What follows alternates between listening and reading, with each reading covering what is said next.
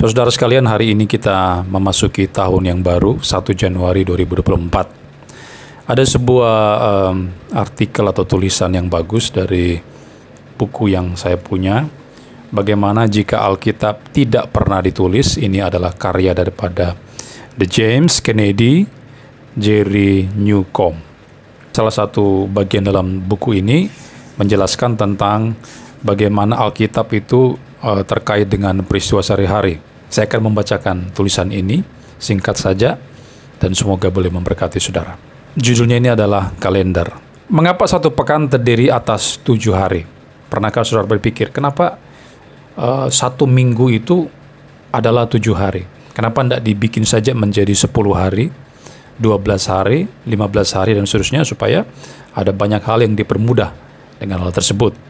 Sesungguhnya, selama revolusi Prancis, mereka membuang segala macam pengaruh Kristen yang ada, termasuk cara mengukur waktu.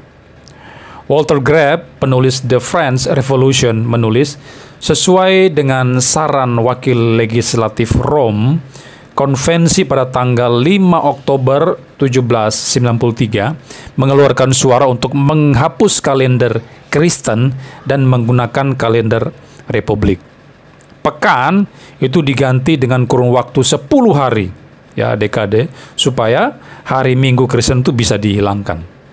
Nah, kalangan revolusioner menghitung tahun menurut pendirian republik mereka. Itu dimulai pada tahun 1792. Dan bukan mengikuti kelahiran Kristus. Mereka menolak mengikuti kelahiran Kristus. Kemudian Napoleon memulihkan kalender Kristen kurang lebih 12 tahun kemudian. Jadi, mengapa kita punya 7 hari dalam satu pekan dan bukan 10 hari? Bukan 12 hari saja sekalian? Jawabannya ternyata terletak pada warisan Yudeo-Kristen. Pada mulanya Allah menciptakan dunia dalam 6 hari dan ia beristirahat pada hari ke-7, yaitu pada hari Sabat. Saudara bisa baca dalam Kejadian pasal yang pertama. Seperti dikemukakan The Basic Everyday Encyclopedia, bulan kita ditentukan kaisar, tetapi pekan 7 hari berasal dari perjanjian lama di bawah pengaruh Kristen. Oke, mereka mengakui itu. Mengapa Sabat diganti hari Sabtu ke Minggu?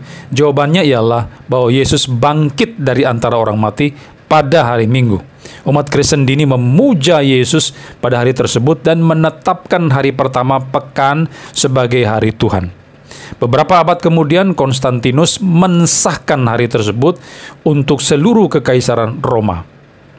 Pergeseran monumental hari Sabat dari Sabtu ke Minggu merupakan contoh dari banyaknya bukti bahwa Yesus bangkit dari antara orang mati. Banyak negara di dunia dengan warisan Kristen, misalnya Amerika Utara, kemudian Amerika Selatan, Eropa, Australia, dan beberapa bagian lain di Asia, memberlakukan hari Minggu sebagai hari yang khusus.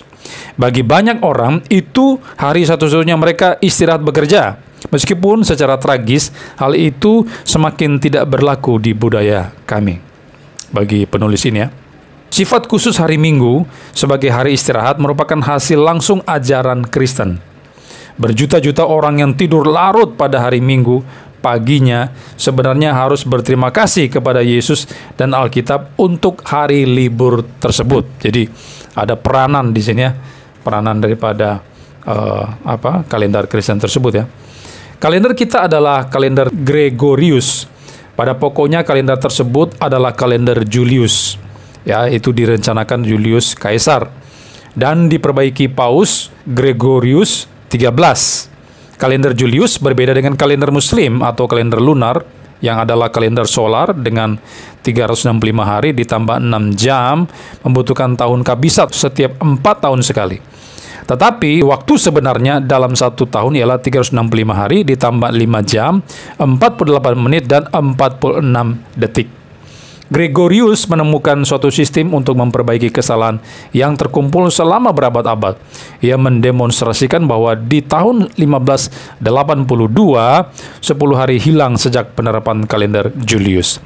Ia juga memerintahkan melewatkan tahun kabisat pada tahun yang berakhir dengan 00, kecuali kalau dapat dibagi dengan angka 4. Ini akhirnya diterapkan di Inggris pada tahun 1752. Untuk alasan tersebut, 10 hari hilang. Itulah mengapa sebagai contoh tanggal kaum Pilgrim menandatangani Mayflower Compact kadang-kadang ditulis sebagai 11 November 1620 sebagaimana dicantumkan pada dokumen aslinya, atau kadang-kadang ditulis sebagai 21 November 1620. Nah, saudara-saudara, segera kita akan memasuki abad ke-21. Penunjukan tersebut jelas berkaitan dengan Alkitab. Karena abad itu adalah abad ke-21 setelah kelahiran Yesus, ya. Secara teknis, Yesus dilahirkan pada tahun 4 sebelum Masehi atau 4 tahun sebelum Kristus. Karena rahib abad pertengahan, Dionysius Exiguus, yang pertama-tama membagi sejarah ke dalam sebelum Masehi dan Anno Domini Masehi, melenceng 4 tahun dalam perhitungannya. Bahwa ia selisih beberapa tahun itu tidak menjadi soal.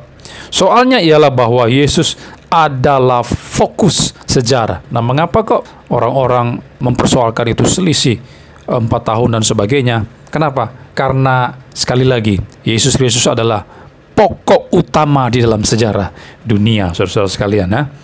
Jika waktu diukur dengan cara lain, saat yang kita akui sebagai 1 Januari 2024 misalnya, maka akan merupakan tahun yang lain, sama sekali tidak berkaitan dengan Yesus Kristus.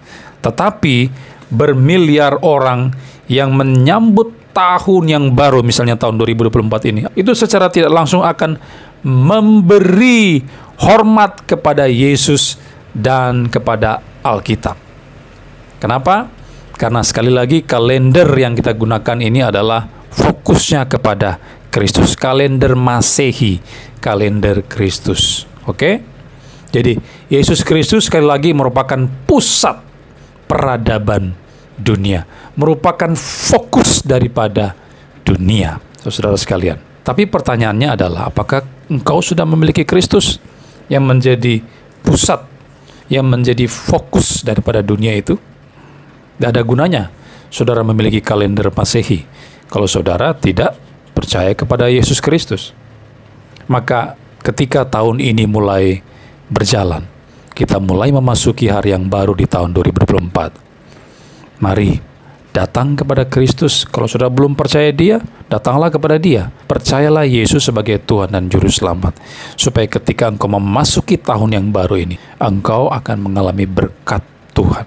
Bukan hanya berbicara secara jasmani, tapi yang terutama adalah saudara akan diberkati secara rohani dengan limpahnya ketika engkau mulai menjejaki hari demi hari di dalam tahun 2024 ini. Dan ketika nanti suatu ketika engkau mati, engkau akan menikmati kehidupan yang kekal bersama Tuhan. Saya mengucapkan selamat tahun baru 1 Januari 2024 kepada teman-teman sekalian. Semoga Tuhan terus menyertai kita, memberkati, memberikan kita kekuatan kesehatan untuk tetap setia melayaninya hingga Yesus datang kali kedua. Maranatha. Haleluya.